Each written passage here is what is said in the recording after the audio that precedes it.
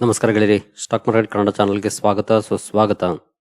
ಗೆಳೆಯರಿ, ವಿಡಿಯೋದಲ್ಲಿ ತುಂಬಾನೇ ಸುದ್ದಿಯಲ್ಲಿದ್ದಂತಹ ಹಾಗೂ ಇವತ್ತು ಅದರ ಬಗ್ಗೆ ಅಫಿಷಿಯಲ್ ಅನೌನ್ಸ್ಮೆಂಟ್ ಬರಬಹುದಾಗಿದ್ದಂತಹ ಒಂದು ಇವೆಂಟ್ ನ ಬಗ್ಗೆ ಕವರ್ ಮಾಡ್ತಾ ಇದ್ದೀನಿ. ಸಾಕಷ್ಟು ಎಕ್ಸ್ಪೆಕ್ಟೇಷನ್ಸ್ ಇತ್ತು ಇದಕ್ಕೆ ಸಂಬಂಧಪಟ್ಟಂತೆ. ನೋಡೋಣ ಏನೆಲ್ಲ ಬಂದಿದೆ ಹಾಗೂ ಏನೆಲ್ಲ ಚೇಂಜಸ್ ಆಗಿದೆ ಅನ್ನೋದನ್ನ ತಿಳ್ಕೊಳ್ಳೋಣ. ಖಂಡಿತ ಈಗಾಗಲೇ ನಿಮ್ಗೆ ಗೊತ್ತಾಗಿರ್ಬೋದು ನಾನು ಯಾವ್ದ್ರ ಬಗ್ಗೆ ಮಾತಾಡ್ತಿದ್ದೀನಿ ಅಂತ.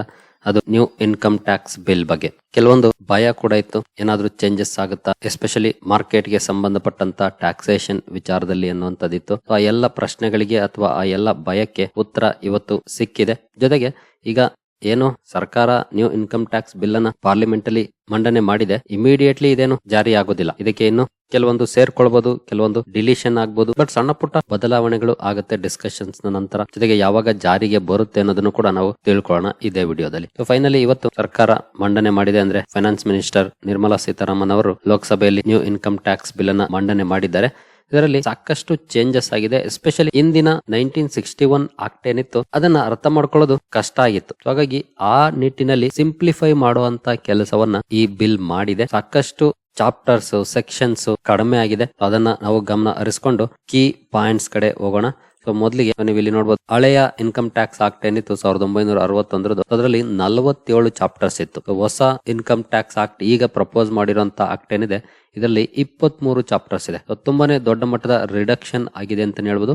47 ಚಾಪ್ಟರ್ಸ್ ಇಂದ 23 ಚಾಪ್ಟರ್ಸ್ ಗೆ ರೆಡ್ಯೂಸ್ ಆಗಿದೆ ಇನ್ಕಮ್ ಟ್ಯಾಕ್ಸ್ ಆಕ್ಟ್. ಇದು ಸಾಕಷ್ಟು ಕನ್ಫ್ಯೂಷನ್ಸ್ ಅನ್ನ ಕಡಿಮೆ ಮಾಡುತ್ತೆ ಅಂತಾನೆ ಹೇಳ್ಬೋದು. ಹಿಂದೆ ಸಿಎ ಗಳಿಗೆ ಮಾತ್ರ ಅರ್ಥ ಆಗ್ತಿದ್ದಂತ ಆಕ್ಟ್ ಇದು. ನೋಡೋಣ ಮುಂದಿನ ದಿನಗಳಲ್ಲಿ ಎಲ್ರಿಗೂ ಕೂಡ ಅರ್ಥ ಆಗುತ್ತಾ ಅಂತ. ಹಾಗೆ ಸೆಕ್ಷನ್ಸ್ ಅನ್ನ ನೋಡಿದ್ರೆ 819 ಸೆಕ್ಷನ್ಸ್ ಹಿಂದಿನ ಆಕ್ಟ್ ಅಲ್ಲಿ ಇತ್ತು, ಈಗ 536 ಸೆಕ್ಷನ್ಸ್ ಇದೆ. ಅಲ್ಲೂ ಕೂಡ ಆಲ್ಮೋಸ್ಟ್ 300 ಸೆಕ್ಷನ್ಸ್ ರೆಡ್ಯೂಸ್ ಆಗಿದೆ, ನಿಯರ್ಲಿ 300 ಸೆಕ್ಷನ್ಸ್.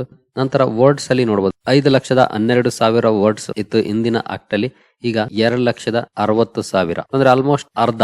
ತುಂಬಾನೇ ರಿಡಕ್ಷನ್ ಆಗಿದೆ ಅಂತಾನೆ ಹೇಳ್ಬೋದು ಹೊಸ ಆಕ್ಟ್ ಅಲ್ಲಿ. ಯಾಕಂದ್ರೆ ಹಳೆ ಆಕ್ಟ್ ಅಲ್ಲಿ 1961 ಸಿಚುಯೇಷನ್ ಹೇಗಿತ್ತು ಅದಕ್ಕೆ ತಕ್ಕಂತಹ ಎಕ್ಸ್ಪ್ಲನೇಷನ್ಸ್ ಇರುತ್ತೆ. ಅದನ್ನ ಯಾವಾಗ್ಲೂ ಅಪ್ಡೇಟ್ ಮಾಡ್ಕೊಳ್ಬೇಕಿತ್ತು, ಬಟ್ ತುಂಬಾ ಲೇಟ್ ಆಗಿದೆ. ಅಟ್ಲೀಸ್ಟ್ ಲೇಟ್ ಆಗಾದ್ರೂ ಈಗ ಆಗ್ತಾ ಇದೆ ಅಂತಾನೆ ಅಂದ್ಕೊಳ್ಬಹುದು. ಇನ್ನು ವರ್ಡ್ಸ್ ಅಲ್ಲಿ ಇಷ್ಟು ದೊಡ್ಡ ಬದಲಾವಣೆ ಆಗಿರೋದನ್ನ ನಾವು ನೋಡಿದ್ವಿ. ಸೊ ಎಲ್ಲೆಲ್ಲ ಬದಲಾವಣೆ ಆಗಿದೆ, ಎಸ್ಪೆಷಲಿ ಎಕ್ಸಂಪ್ಷನ್ ರಿಲೇಟೆಡ್ ಪ್ರಾವಿಷನ್ಸ್ ಅಲ್ಲಿ ಯಾವ ರೀತಿ ಬದಲಾವಣೆ ಆಗಿದೆ ಅಂತ ನೋಡಬಹುದು. ಹಳೆಯ ಆಕ್ಟ್ ಅಲ್ಲಿ 30,000 ವರ್ಡ್ಸ್ ಇತ್ತು ಎಕ್ಸಂಪ್ಷನ್ ರಿಲೇಟೆಡ್ ಪ್ರಾವಿಷನ್ ಅಲ್ಲಿ.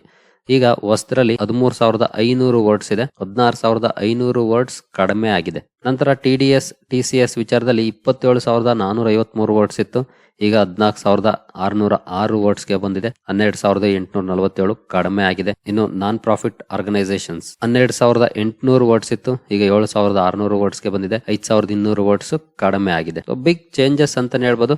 ಬಹುಶಃ ಇದು ಅರ್ಥ ಮಾಡ್ಕೊಳ್ಳಿಕ್ಕೆ ಸುಲಭ ಆಗಬಹುದು ನಮಗೆ ಮುಂದಿನ ದಿನಗಳಲ್ಲಿ ಇನ್ಕಮ್ ಟ್ಯಾಕ್ಸ್ ಆಕ್ಟ್ ಅನ್ನ. ಇನ್ನು ಈ ನ್ಯೂ ಇನ್ಕಮ್ ಟ್ಯಾಕ್ಸ್ ಬಿಲ್ ಅಲ್ಲಿ ಏನೆಲ್ಲ ಬದಲಾವಣೆಗಳನ್ನ ತಂದಿದ್ದಾರೆ, ಇಂಪಾರ್ಟೆಂಟ್ ಆಗಿರುವಂತಹ ಪಾಯಿಂಟ್ಸ್ ಏನು ಅದನ್ನ ತಿಳ್ಕೊಳ್ಳೋದು ನಮಗೆ ತುಂಬಾ ಇಂಪಾರ್ಟೆಂಟ್. ಯಾಕಂದ್ರೆ 536 ಪೇಜ್ ಇರುವಂತಹ ಡಾಕ್ಯುಮೆಂಟ್ ಇದು. 536 ಪೇಜ್ ಅನ್ನ ನಾವು ಖಂಡಿತ ಓದ್ಲಿಕ್ಕಂತೂ ಈಗ ಆಗೋದಿಲ್ಲ 8-10 ನಿಮಿಷದ ವಿಡಿಯೋದಲ್ಲಿ. ಇದು PDF ಗೂಗಲ್ ಅಲ್ಲಿ ಸಿಗುತ್ತೆ, ಒಂದ್ಸಲ ಡೌನ್ಲೋಡ್ ಮಾಡ್ಕೊಂಡು ಇಂಟ್ರೆಸ್ಟ್ ಇರೋರು ಸ್ಟಡಿ ಮಾಡಬಹುದು. ನಾವು ಕೀ ಪಾಯಿಂಟ್ಸ್ ಅನ್ನ ನೋಡ್ಕೊಂಡು ಹೋಗೋಣ, ಎಲ್ಲೆಲ್ಲ ಚೇಂಜಸ್ ಆಗಿದೆ ಅಂತ. ಅದೇ ನಮ್ಗೆ ಸಾಕಷ್ಟು ವಿಚಾರಗಳನ್ನ ತಿಳಿಸ್ಕೊಡುತ್ತೆ. ನೋಡ್ಬೋದು ಕೀ ಹೈಲೈಟ್ಸ್, ತುಂಬಾ ದೊಡ್ಡ ಡಾಕ್ಯುಮೆಂಟ್ ನ ಕೀ ಹೈಲೈಟ್ಸ್ ಅನ್ನ ನೋಡ್ತಾ ಇದೀವಿ. ನೋಡಬಹುದು, income tax bill 2025 features simplified language, eliminates unnecessary provisions, adopts concise sentences. So ತುಂಬಾ ಇಂಪಾರ್ಟೆಂಟ್, ಸರಳ ಭಾಷೆಯಲ್ಲಿರುತ್ತೆ. ಅನ್ನೆಸೆಸರಿ ಪ್ರಾವಿಷನ್ಸ್ ಅನ್ನ ತೆಗೆದುಹಾಕಿದ್ದಾರೆ, ಕನ್ಸೈಸ್ ಸೆಂಟೆನ್ಸಸ್ ಅನ್ನ ಅಡಾಪ್ಟ್ ಮಾಡ್ಕೊಂಡಿದ್ದಾರೆ. ಇದು ಎಲ್ರಿಗೂ ಕೂಡ ಅರ್ಥ ಆಗ್ಲಿ ಅನ್ನೋ ಉದ್ದೇಶಕ್ಕೆ ಮಾಡಿದ್ದಾರೆ. ಎಷ್ಟರ ಮಟ್ಟಿಗೆ ಅದು ಅರ್ಥ ಆಗುತ್ತೆ ಮುಂದಿನ ದಿನಗಳಲ್ಲಿ ನಮ್ಗೆ ಗೊತ್ತಾಗುತ್ತೆ ಓದಿದ ಮೇಲೆ.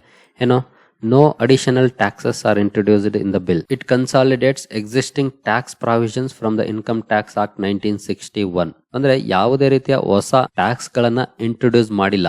ಎಸ್ಪೆಷಲಿ ಇನ್ವೆಸ್ಟರ್ ಗಳ ಒಂದು ಕನ್ಸರ್ನ್ ಇತ್ತು, LTCG STCG ಗೆ ಸಂಬಂಧಪಟ್ಟಂತೆ ಏನಾದ್ರೂ ಡಿಸಿಷನ್ ಗಳು ಬರುತ್ವಾ ಅಂತ. ಅದರಲ್ಲೂ LTCG ಗೆ ಏನಾದ್ರೂ ಸ್ಲಾಬ್ ರೇಟ್ಸ್ ತರ ಮಾಡ್ತಾರ ಅನ್ನುವಂತ ಭಯ ಇತ್ತು, ಬಟ್ ಯಾವುದೇ ರೀತಿಯ ಚೇಂಜಸ್ ಅನ್ನ ಮಾಡಿಲ್ಲ. ಹಿಂದಿನ ಆಕ್ಟ್ ಅಲ್ಲಿ ಏನಿತ್ತು ಅದೇ ಟ್ಯಾಕ್ಸಸ್ ಕಂಟಿನ್ಯೂ ಆಗಿದೆ, ಯಾವುದು ಅಡಿಷನ್ ಆಗಿಲ್ಲ. ಇದೊಂದು ಪಾಸಿಟಿವ್ ಅಂತಾನೆ ಹೇಳ್ಬೋದು, ಎಸ್ಪೆಷಲಿ ಭಯ ಇದ್ದಂತವರಿಗೆ. ಇನ್ನು ನೋಡಬಹುದು, contains 536 sections, 23 chapters and 16 schedules within 622 pages. 622 pages ಇದೆ. ನಾನು ಅವಾಗಲೇ 536 ಅಂತ ಹೇಳಿದೆ. 536 ಸೆಕ್ಷನ್ಸ್, 23 ಚಾಪ್ಟರ್ಸ್, 16 ಶೆಡ್ಯೂಲ್ಸ್ ಇರುತ್ತೆ. Compared to the 1961 acts 298 sections. ಹಿಂದಿನ ಇದರಲ್ಲಿ 298 ಸೆಕ್ಷನ್ಸ್ ಇತ್ತು, 23 ಚಾಪ್ಟರ್ಸ್ ಅಂಡ್ 14 ಶೆಡ್ಯೂಲ್ಸ್ ಇದ್ದಂತದ್ದು ಹಿಂದೆ.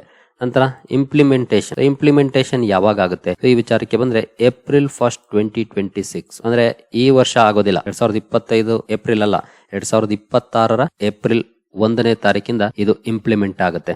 ನಂತರ incorporates both traditional and new tax frameworks for individuals, HUFs and other entities. New tax frameworks ಅನ್ನ ಇನ್ಕಾರ್ಪೊರೇಟ್ ಮಾಡಿದ್ದಾರೆ. ಇದರಲ್ಲಿ ಎಸ್ಪೆಷಲಿ ಇಂಡಿವಿಜುವಲ್ಸ್ ಆಗ್ಬೋದು ಅಥವಾ ಹಿಂದೂ ಅನ್ಡಿವೈಡೆಡ್ ಫ್ಯಾಮಿಲೀಸ್ ಗೆ ಸಂಬಂಧಪಟ್ಟಂತೆ ಆಗ್ಬೋದು ಅಥವಾ ಅದರ್ ಎಂಟಿಟೀಸ್ ಗೆ ಸಂಬಂಧಪಟ್ಟಂತೆ.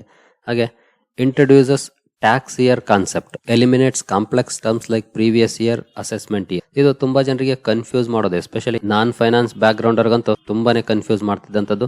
ಪ್ರೀವಿಯಸ್ ಇಯರ್ ಏನು, ಅಸೆಸ್ಮೆಂಟ್ ಇಯರ್ ಏನು, ಫೈನಾನ್ಷಿಯಲ್ ಇಯರ್ ಏನು ಅನ್ನೋದು. ಈಗ ಟ್ಯಾಕ್ಸ್ ಇಯರ್ ಅಂತ ಮಾಡ್ತಿದ್ದಾರೆ. ಈ ಎರಡು ಟರ್ಮ್ಸ್ ಅನ್ನ ತೆಗೆದುಬಿಟ್ಟು ಟ್ಯಾಕ್ಸ್ ಇಯರ್ ಅಂತ ಮಾಡ್ತಿದ್ದಾರೆ. ಖಂಡಿತ ಇದು ಸಾಕಷ್ಟು ಕನ್ಫ್ಯೂಷನ್ಸ್ ಅನ್ನ ಅವಾಯ್ಡ್ ಮಾಡುತ್ತೆ ಅಂತಾನೆ ಹೇಳ್ಬೋದು.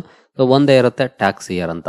ನಂತರ replaces not with standing with irrespective for clarity. Not with standing ಅಂತ ಇದ್ದಿದ್ದನ್ನ ಇರ್ರೆಸ್ಪೆಕ್ಟಿವ್ ಅಂತ ಚೇಂಜ್ ಮಾಡಿದ್ದಾರೆ. ನಂತರ utilises tables and formula instead of explanations and provisions. ಒಳ್ಳೆ ಬದಲಾವಣೆ ಅಂತಾನೆ ಹೇಳ್ಬೋದು. ಟೇಬಲ್ಸ್ ಹಾಗೂ ಫಾರ್ಮುಲಾ ಬಳಸ್ತಾ ಇದ್ದಾರೆ ಇನ್ಸ್ಟೆಡ್ ಆಫ್ ಎಕ್ಸ್ಪ್ಲನೇಷನ್ಸ್. ಎಕ್ಸ್ಪ್ಲನೇಷನ್ ಎಷ್ಟೋ ಸಲ ಅರ್ಥ ಆಗೋದೇ ಇಲ್ಲ. ಹಾಗಾಗಿ ಟೇಬಲ್ಸ್ ಅಂಡ್ ಫಾರ್ಮುಲಾ ಆದ್ರೆ ಬಹುಶಃ ಈಸಿಯಾಗಿ ಅರ್ಥ ಆಗ್ಬೋದು. ಅದನ್ನ ಇಲ್ಲಿ ಚೇಂಜಸ್ ಮಾಡಿದ್ದಾರೆ. ನಂತರ incorporates tax payers charter outlining rights and responsibilities. ಅವರ ಅಧಿಕಾರ ಹಾಗೂ ರೆಸ್ಪಾನ್ಸಿಬಿಲಿಟೀಸ್ ಏನಿರುತ್ತೆ ಅದಕ್ಕೆ ಸಂಬಂಧಪಟ್ಟಂತೆ ಕೂಡ ಔಟ್ಲೈನ್ ಮಾಡಿದ್ದಾರೆ. ನಂತರ include specific provisions for calculating capital gains on market linked debentures. Market linked debentures ಅಲ್ಲಿ ಇನ್ವೆಸ್ಟ್ ಮಾಡಿರುವಂತವ್ರಿಗೆ ಸ್ಪೆಸಿಫಿಕ್ ಪ್ರಾವಿಷನ್ಸ್ ಅನ್ನ ಇನ್ಕ್ಲೂಡ್ ಮಾಡಿದರೆ ಕ್ಯಾಪಿಟಲ್ ಗೇನ್ಸ್ ಅನ್ನ ಕ್ಯಾಲ್ಕುಲೇಟ್ ಮಾಡ್ಲಿಕ್ಕೆ ಎಷ್ಟಾಗಿದೆ ಅನ್ನೋದನ್ನ. ಇದು ಒಂದು ಒಳ್ಳೆ ಪಾಯಿಂಟ್ ಅಂತ ಹೇಳ್ಬೋದು. ನಂತರ relocates income exclusions to schedules for improved clarity. Exclusions ಏನ್ ಬರುತ್ತೆ ಅದನ್ನ ರೀಲೊಕೇಟ್ ಮಾಡಿದ್ದಾರೆ ಶೆಡ್ಯೂಲ್ಸ್ ಅಲ್ಲಿ. ಇದು ಕ್ಲಾರಿಟಿ ಕೊಡಬಹುದು ಅನ್ನುವಂಥದ್ದಿದೆ. ನಂತರ consolidate salary deduction including standard deduction, gratuity and leave encashment in a single section rather than dispersing across multiple sections. ಬೇರೆ ಬೇರೆ ಸೆಕ್ಷನ್ಸ್ ಗಳಲ್ಲಿ ಇದನ್ನ ಕೊಡದೆ ಸ್ಯಾಲರಿ ಡಿಡಕ್ಷನ್ ಆಗ್ಬೋದು, ಸ್ಟ್ಯಾಂಡರ್ಡ್ ಡಿಡಕ್ಷನ್ ಆಗ್ಬೋದು, ಗ್ರಾಚ್ಯುಟಿ, ಲೀವ್ ಎನ್ಕ್ಯಾಶ್ಮೆಂಟ್ ಇದನ್ನ ಒಂದೇ ಕಡೆ ಕೊಟ್ಟು ಒಂದಷ್ಟು ಕನ್ಫ್ಯೂಷನ್ಸ್ ಅನ್ನ ಕಡಿಮೆ ಮಾಡಿದ್ದಾರೆ ಅಂತಾನೆ ಹೇಳ್ಬೋದು ಈ ಹೊಸ ಆಕ್ಟ್ ಅಲ್ಲಿ. ಇನ್ನು ಫುಲ್ PDF ಕೂಡ ಇಲ್ಲಿ ತುಂಬಾ ದೊಡ್ಡ ಡಾಕ್ಯುಮೆಂಟ್. ನಾನು ಅವಾಗ್ಲೂ ಹೇಳಿದಾಗ 622 ಪೇಜ್ ನಿಮಗೆ ಗೂಗಲ್ ಮಾಡಿದ್ರೆ ಸಿಗುತ್ತೆ. ಪಬ್ಲಿಕ್ ಪ್ಲಾಟ್ಫಾರ್ಮ್ ಅಲ್ಲಿ ಇರುವಂತದ್ದು. ಹಾಗಾಗಿ ಒಂದ್ಸಲ ಬೇಕಿದ್ರೆ ನೋಡ್ಕೊಳ್ಬಹುದು ಇದನ್ನ ಏನೆಲ್ಲ ಬದಲಾವಣೆಗಳಾಗಿದೆ. ಎಸ್ಪೆಷಲಿ ಕಾಮರ್ಸ್ ಬ್ಯಾಕ್ ಗ್ರೌಂಡ್ ಇಂದ ಬಂದಿರೋರು ಖಂಡಿತ ಇದನ್ನ ಓದ್ಕೊಳ್ಳೋದು ಇಂಪಾರ್ಟೆಂಟ್ ಆಗುತ್ತೆ. ನೋಡಬಹುದು ಕ್ಯಾಪಿಟಲ್ ಗೇನ್ಸ್ ಗೆ ಸಂಬಂಧಪಟ್ಟಂತೆ ಎಕ್ಸ್ಪ್ಲನೇಷನ್ ಇರುತ್ತೆ. ಜೊತೆಗೆ ಕ್ರಿಪ್ಟೋಗೆ ಸಂಬಂಧಪಟ್ಟಂತೆ ಕೂಡ ಎಕ್ಸ್ಪ್ಲನೇಷನ್ ಹೊಸ ಆಕ್ಟ್ ಅಲ್ಲಿ ಸೇರಿಸಿದ್ದಾರೆ. ದೊಡ್ಡ ದೊಡ್ಡ ಬದಲಾವಣೆಗಳು ಆಗಿದಾವೆ. ಇವ್ರು ಹೇಳೋ ಹಾಗೆ ಸಿಂಪ್ಲಿಫೈ ಆಗಿದೆಯಾ ಅನ್ನೋದು ಖಂಡಿತ ನಮ್ಗೆ ಸ್ಟಡಿ ಮಾಡಿದ್ಮೇಲೆ ಗೊತ್ತಾಗೋದು. ಇನ್ನು ಡಿಡಕ್ಷನ್ ಬಗ್ಗೆ ಎಸ್ಪೆಷಲಿ 80C ಡಿಡಕ್ಷನ್ ನಾವು ಸಾಕಷ್ಟು ಸಲ ಕೇಳ್ತಾ ಇರ್ತೀವಿ. ಇದನ್ನ ಈಗ ಕ್ಲಾಸ್ 123 ಗೆ ಮೂವ್ ಮಾಡಿದ್ದಾರೆ. ಇನ್ನ 80C ಅಂತ ಇರಲ್ಲ, ಕ್ಲಾಸ್ 123 ಅಂತ ಇರುತ್ತೆ ಹೊಸ ಆಕ್ಟ್ ಅಲ್ಲಿ. ಇನ್ನು ಮುಂದೆ 80C ಅಂತ ಎಲ್ಲೆಲ್ಲ ಬಳಸ್ತಿದ್ವಿ ಅದನ್ನ ಕ್ಲಾಸ್ 123 ಅಂತ ಬಳಸಬೇಕಾಗುತ್ತೆ. ಎಸ್ಪೆಷಲಿ CA ಗಳಿಗೆ ಸ್ವಲ್ಪ ದಿನ ಇವೆಲ್ಲ ಕಷ್ಟ ಆಗ್ಬೋದು. ಹೊಸ ಸೆಕ್ಷನ್ಸ್ ಅನ್ನ ಹೇಳ್ಬೇಕಾಗುತ್ತೆ. ಆಬ್ವಿಯಸ್ಲಿ ಸ್ಟಡಿ ಮಾಡಿದ್ಮೇಲೆ ಎಲ್ಲಾನು ಕೂಡ ನಾರ್ಮಲ್ ಆಗುತ್ತೆ. ಹೊಸದಾಗಿ ತಂದಾಗ ಎಲ್ಲಾನು ಕೂಡ ಕಷ್ಟನೇ. ಬಟ್ ಒನ್ಸ್ ಚೆನ್ನಾಗಿ ಸ್ಟಡಿ ಮಾಡಿದ್ಮೇಲೆ ನೆನಪಲ್ಲಿ ಇದ್ದೇ ಇರುತ್ತೆ ಆಲ್ಮೋಸ್ಟ್ ಎಲ್ರಿಗೂ ಕೂಡ. ಇವಿಷ್ಟು ಕೀ ಬದಲಾವಣೆಗಳನ್ನ ಹೊಸ ಆಕ್ಟ್ ಅಲ್ಲಿ ಮಾಡಿದ್ದಾರೆ. ಇನ್ನೊಂದ್ಸಲ ಬೇಕಿದ್ರೆ ಸ್ಕ್ರೀನ್ ಶಾಟ್ ತಗೊಳ್ಳೋದಿದ್ರೆ ತಗೊಳ್ಬಹುದು ಏನೆಲ್ಲ ಕೀ ಹೈಲೈಟ್ಸ್ ಇದೆ ಅಂತನ. ಟ್ಯಾಕ್ಸ್ ಅಲ್ಲಂತೂ ಯಾವುದೇ ರೀತಿಯ ಬದಲಾವಣೆ ಆಗಿಲ್ಲ. ಅದೊಂದು ಇಂಪಾರ್ಟೆಂಟ್ ಪಾಯಿಂಟ್ ಈಗಿನ ಬಿಲ್ ಅಲ್ಲಿ. ಇನ್ ಕೇಸ್ ಅಲ್ಲಿಂದ ಕೂಡ ಏನಾದ್ರು ನೆಗೆಟಿವ್ ನ್ಯೂಸ್ ಬಂದಿದ್ರೆ, ಮೊದಲೇ ಮಾರ್ಕೆಟ್ ನೆಗೆಟಿವ್ ಸುದ್ದಿಗಳ ಸಾಗರದಲ್ಲಿದೆ, ಅದಿನ್ನು ಮುಳುಗಿಸ್ತಾ ಇತ್ತು. ಬಟ್ ಅಂತ ಶಾಕಿಂಗ್ ನ್ಯೂಸ್ ಅನ್ನ ಸರ್ಕಾರ ಸದ್ಯಕ್ಕಂತೂ ಕೊಟ್ಟಿಲ್ಲ ಈ ನ್ಯೂ ಇನ್ಕಮ್ ಟ್ಯಾಕ್ಸ್ ಬಿಲ್ ಅಲ್ಲಿ. ಇನ್ನು ಹಲವರು ಟ್ರಂಪ್ ಹಾಗೂ ಮೋದಿ ಅವರ ಮಾತುಕತೆಗಳ ಬಗ್ಗೆ ಪ್ರಶ್ನೆಯನ್ನ ಮಾಡ್ತಿದ್ದೀರಿ. ಇನ್ನು ಅಪ್ಡೇಟ್ಸ್ ಬಂದಿಲ್ಲ ಆಸ್ ಆಫ್ ನಾವು. ನೋಡಿದ್ರೆ ಬಹುಶಃ ಓವರ್ ನೈಟ್ ಬರೋದು ಅನ್ಸುತ್ತೆ. ಸಾಧ್ಯವಾದ್ರೆ ಮಾರ್ನಿಂಗ್ ವಿಡಿಯೋದಲ್ಲಿ ಬ್ರೀಫ್ ಆಗಿ ತಿಳಿಸ್ಕೊಡುವಂತ ಪ್ರಯತ್ನವನ್ನ ಮಾಡ್ತೀನಿ. ಹಾಗೆ ರೆಸಿಪ್ರೋಕಲ್ ಟ್ಯಾಕ್ಸ್ ಬಗ್ಗೆ ಒಂದು ಅಪ್ಡೇಟ್ ಬಂದಿದೆ. ಒಂದು ಕ್ರಿಪ್ಟಿಕ್ ಮೆಸೇಜ್ ಅನ್ನ ಡೊನಾಲ್ಡ್ ಟ್ರಂಪ್ ಅವರು ಸೋಷಿಯಲ್ ಮೀಡಿಯಾ ಪ್ಲಾಟ್ಫಾರ್ಮ್ ಅಲ್ಲಿ ಶೇರ್ ಮಾಡಿದ್ದಾರೆ. ಬಹುಶಃ ಆ ಆರ್ಡರ್ಗೂ ಕೂಡ ಸೈನ್ ಹಾಕಿರ್ಬೋದೇನೋ. ಇನ್ನು ಅದ್ರ ಬಗ್ಗೆ ಕೂಡ ಅಫಿಷಿಯಲ್ ಅನೌನ್ಸ್ಮೆಂಟ್ ಬಂದಿಲ್ಲ. ನೋಡೋಣ, ಮಾರ್ನಿಂಗ್ ಸಾಧ್ಯವಾದ್ರೆ ಎಲ್ಲವನ್ನು ಕೂಡ ತಿಳ್ಕೊಳ್ಳೋಣ. ಸರಿ ಗೆಳೆಯರಿ, ಈ ವಿಡಿಯೋ ನಿಮಗೆ ಇಷ್ಟ ಆಗಿದೆ ಅಂದ್ಕೊಳ್ತೀನಿ. ಮುಂದಿನ ವಿಡಿಯೋದಲ್ಲಿ ಸಿಗೋಣ. ಅಲ್ಲಿವರೆಗೂ ಜೈ ಹಿಂದ್, ಜೈ ಕರ್ನಾಟಕ.